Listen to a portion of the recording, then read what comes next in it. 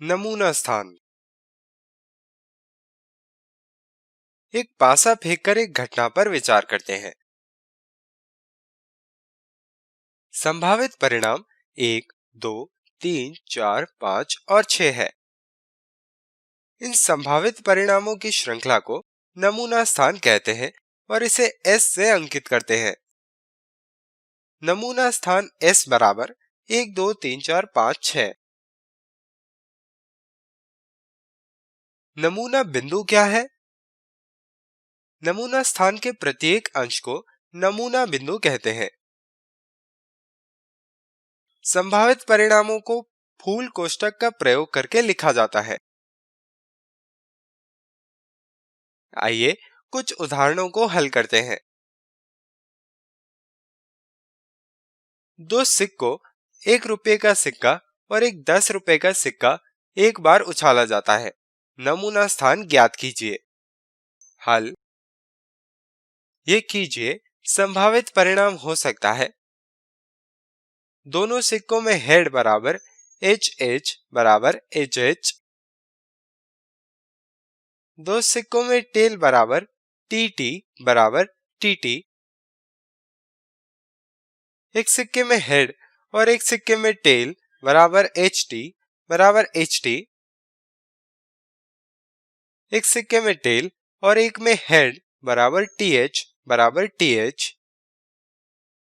इसलिए नमूना स्थान S बराबर HH, TT, HT, TH है। एक बार पासे के घुमावदार जोड़े के साथ जुड़े प्रयोग का नमूना स्थान ढूंढे, एक नीला और एक लाल, और नमूना स्थान के अंशों की संख्या का पता लगाएं। हल। मान ले एक नीले पासे पर दिखता है और दो लाल पासे पर। हम इस परिणाम को एक क्रमबद्ध जोड़े 1, 2 से दर्शाते हैं।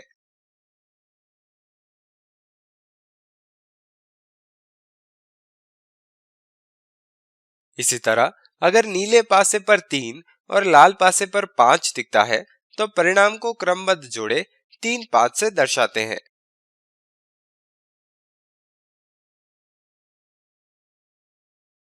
सामान्यतः प्रत्येक परिणाम को क्रमबद्ध जोड़े x, y से अंकित करते हैं, जहां x नीले पासे पर दिखने वाली संख्या है और y लाल पासे पर दिखने वाली संख्या है।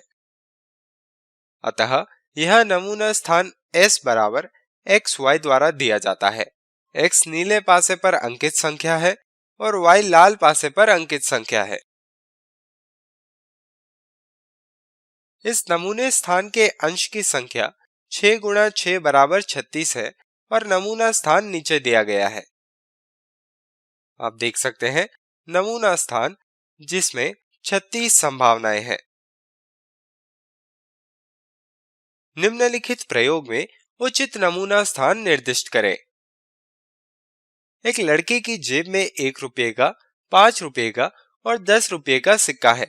वो जेब से 2 सिक्के निकालता है, एक के बाद एक। हल। Q से 1 रुपये के सिक्के को अंकित करें। H से 5 रुपये को अंकित करें। R से 10 रुपये को अंकित करें। उसके जेब से निकलने वाला सिक्का Q, H और R में से कोई भी हो सकता है। Q के अनुरूप दूसरा H या R हो सकता है। तो दो परिणाम जो आते हैं QH या QR हो सकता है।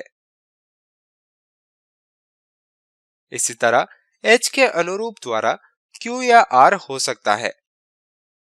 तो परिणाम HQ या HR हो सकते हैं। अंत में R के अनुरूप दूसरा परिणाम H या Q हो सकता है। तो परिणाम RH या RQ हो सकते हैं। नमूना स्थान इस प्रकार है। S बराबर QH QR, HQ HR, RH RQ। निम्नलिखित प्रयोग में उचित नमूना स्थान निर्दिष्ट करें। एक व्यक्ति एक वर्ष के दौरान हाईवे पर हुई दुर्घटनाओं की संख्या की गणना कर रहा है। निरीक्षण के वर्ष के दौरान हाईवे पर हुई दुर्घटना की संख्या या तो 0 या 1 या 2 या कोई अन्य धनात्मक पूर्णांक हो सकता है। अतः इस प्रयोग के साथ जो नमूना स्थान निर्दिष्ट होता है वो है s बराबर 0, 1, 2 अनंतता है।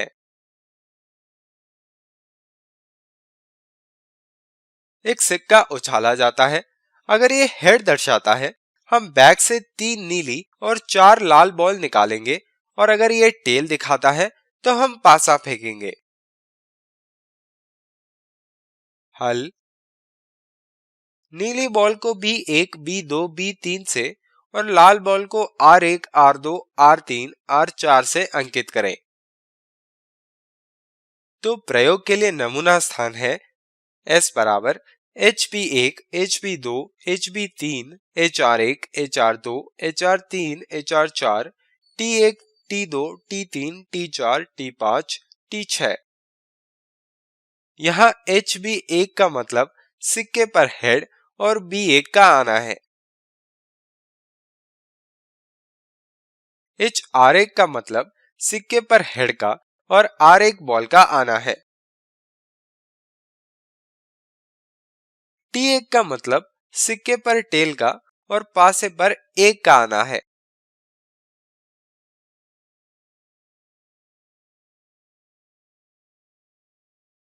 निम्नलिखित प्रयोग में उचित नमूना स्थान निर्दिष्ट करें। एक प्रयोग पर विचार करें जिसमें सिक्के को तब तक उछाला जाता है जब तक हेड ना आ जाए। नमूने स्थान का वर्णन कीजिए। हल। इस प्रयोग में पहली बार उछालने में या दूसरी बार या तीसरी बार में आ सकता है, या जब तक हेड नहीं आ जाता तब तक उछालने में हेड आ सकता है। हम देख सकते हैं कि एक उछाल, 2 उछाल और 3 उछाल में हमें क्या मिल सकता है, और इसी तरह आगे बढ़ने पर भी। इसलिए वर्णित नमूना स्थान S बराबर H, TH, TTH, TTTH, TTTTH अनंतता है।